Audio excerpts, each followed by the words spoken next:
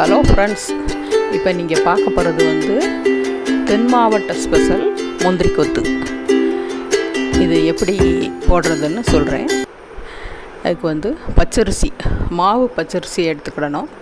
மாவு பச்சரிசி உளுந்தும் நனைய போட்டு ஃபஸ்ட்டு வச்சிடணும்.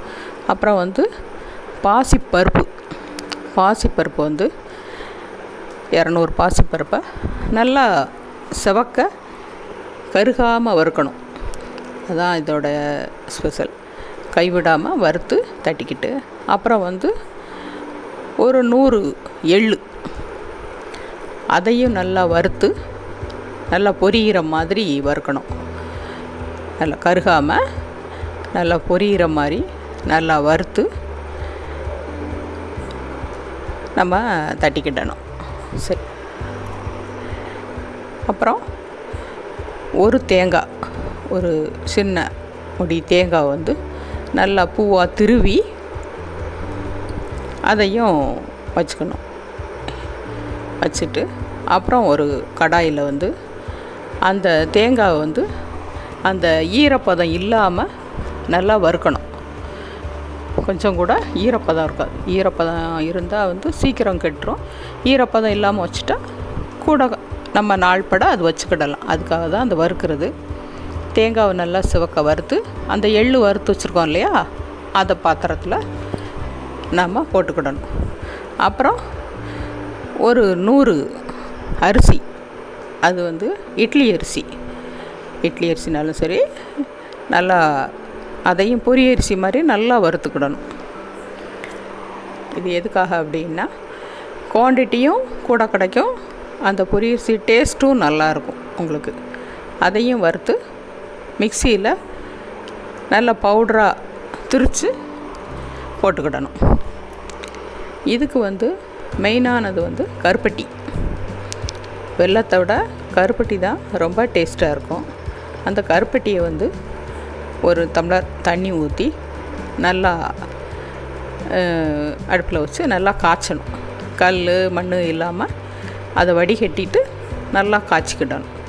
நல்லா காய்ச்சி அது ரொம்ப உங்களுக்கு பிசுபிசுப்பாக இருந்தாலே போதும்.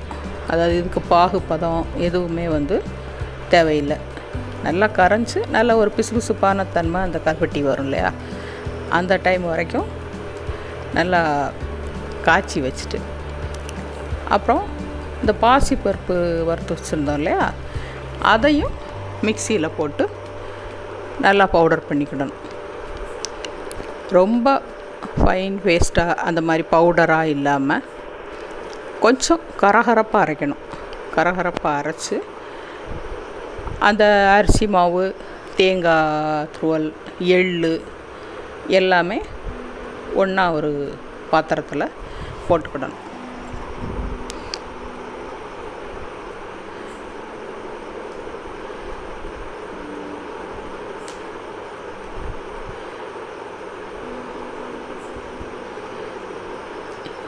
எல்லா மாவையும் ஒன்றா கலந்து வச்சுக்கணும். வச்சுட்டு நல்லா அடியிலேருந்து நல்லா ஃபுல்லாக நல்லா விரவி நம்ம திரிச்சு வச்ச அந்த பாசிப்பருப்பு, அரிசி எல்லாமே ஒன்றா கலந்துட்டு கருப்பட்டியை நல்லா சூடாக இருக்கும்போதே இந்த மாவில் ஊற்றணும். ஊற்றி நல்லா ஒரு கரண்டி வச்சு, ஏன்னா நம்மளுக்கு அந்த கருப்பட்டி பாவு ரொம்ப சூடாக இருக்கும். அதனால் கை வச்சு கிளறாமல் ஒரு கரண்டி வச்சு நல்லா கிளறி விடணும். நல்லா அடியிலேருந்து நல்லா கிளறி ஒரே மாவு அதை நல்லா உருட்டி வச்சுக்கணும். வச்சுட்டு நம்ம ஃபஸ்ட்டு இந்த அரிசி உளுந்து அரைச்சி வச்சுருக்கோம் இல்லையா, அதில் கொஞ்சம் உப்பு போட்டு தோசை மாவு பதத்தை விட இன்னும் கொஞ்சம் லிக்விடாக வச்சுட்டு இந்த உருண்டைகளை அதில் முக்கி நம்ம எண்ணெயில் அதை டீப் ஃப்ரை பண்ணி எடுக்கணும். அதை நீங்கள் இந்த மாதிரி நீங்கள் எடுத்திங்கன்னா அந்த மாவு அந்த துகள்களாக எண்ணெயில் ரொம்ப விழாது. இந்த மாதிரி எடுத்து போட்டிங்கன்னா அதே மாதிரி ஒன்றுனா போட்டு இதை 3 சேர்த்து போடுறது அப்படியும் போடலாம். இல்லை நீங்கள் அந்த உருண்டையை ஒரே மாதிரி உருட்டி இந்த மாவில் போட்டாலும் ஒவ்வொரு உருண்டையாக சாப்பிட கொடுக்கலாம். அதுவுமே நல்லா தான் இருக்கும். இதுக்கு பேர் வந்து இந்த 3ஆக போடுறதுனால முந்திரி கொத்துங்கிறது பேர். தென் மாவட்டத்துலலாம் இது ரொம்ப இதான டிஷ்ஷு.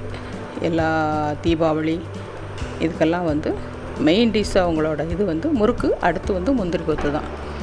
அது மாதிரி அவங்க வந்து குட்டி குட்டி கோலி அளவு செஞ்சு 3 உருண்டையை ஒன்றா சேர்த்து வந்து இந்த மாதிரி போடுவாங்க. நம்ம அப்படி இல்லாமல் இந்த மாதிரி நம்ம நார்மலாக இது பண்ணும்போது இந்த உருண்டையை வந்து கொஞ்சம் பெருசாகவே போட்டு வந்து நம்ம இந்த மாதிரியும் போட்டு எடுக்கலாம். இந்த மேல் மாவுலையும் நம்ம கொஞ்சம் உப்பு போட்டுக்கணும். அப்போ தான் கொஞ்சம் ருசி வந்து கொஞ்சம் எடுத்து கொடுக்கும். இந்த அரிசி மாவு அரைக்கும் இல்லையா, அதில் வந்து கொஞ்சம் உப்பு போட்டுக்கணும். ஒரு கல் உப்பு போட்டு அரைச்சிட்டு இந்த மாதிரி நம்ம பொரித்து எடுத்துட்டோம்னா இது வந்து நீங்கள் 6 மாதம் வரைக்கும் கூட இதை வச்சுக்கலாம். தேங்காவெல்லாம் நல்லா வறுத்து போட்டால் 6 மாதம் வரைக்கும் வச்சுக்கலாம். அந்த அளவுக்கு வந்து இது வந்து சீக்கிரம் கெட்டு போகாது. நம்ம பக்குவமாக செஞ்சோம்னா நல்லா எவ்வளோ நாள் வச்சுக்கலாம். 4-5 மாதம் வரைக்கும் நல்லாவே இருக்கும். அந்த மாதிரி செஞ்சு பாருங்கள். நீங்களும் இதை பார்த்து இதே அளவில் செஞ்சு பாருங்கள். ரொம்ப நல்லா வரும். ரொம்ப டேஸ்ட்டாகவும் இருக்கும். ரெண்டாவது ரொம்ப சத்தானது. பாசிப்பருப்பு வந்து இதை வந்து பாசி பருப்புலையும் செய்யலாம், பாசி பயர்லேயும் செய்யலாம். பாசிப்பருப்பு ஒருத்தும் செய்வாங்க, அந்த மாதிரியும் செய்யலாம். இது வந்து புரோட்டீன் உள்ளது. பருப்புங்கும்போது நல்லா புரோட்டீன் சத்து ரொம்ப இருக்கும். இது கூட சிறிதளவு ஏலக்காய் போடனாலும் ஏலக்காய் அந்த ஸ்மெல் பிடிக்குங்கிறவங்க கொஞ்சம் ஏலக்காயும் போட்டுக்கிடுவாங்க. போட்டும் நம்ம உருண்டை பிடிக்கலாம். இந்த மாதிரி செஞ்சு குழந்தைகளுக்கு கொடுங்க. ரொம்ப டேஸ்ட்டாக இருக்கும். ஒரு சத்து உள்ள பலகாரம் இது. சாப்பிட்டு பார்த்து உங்களுடைய ஃபீட்பேக் சொல்லுங்கள்.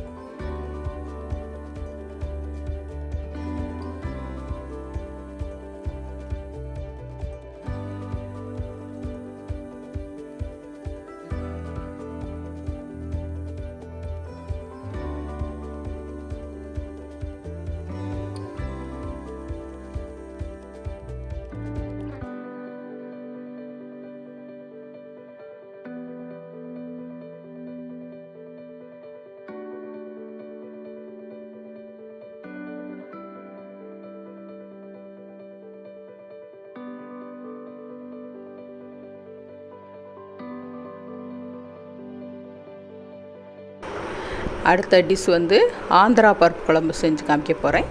அதில் மீண்டும் உங்களை சந்திக்கிறேன்.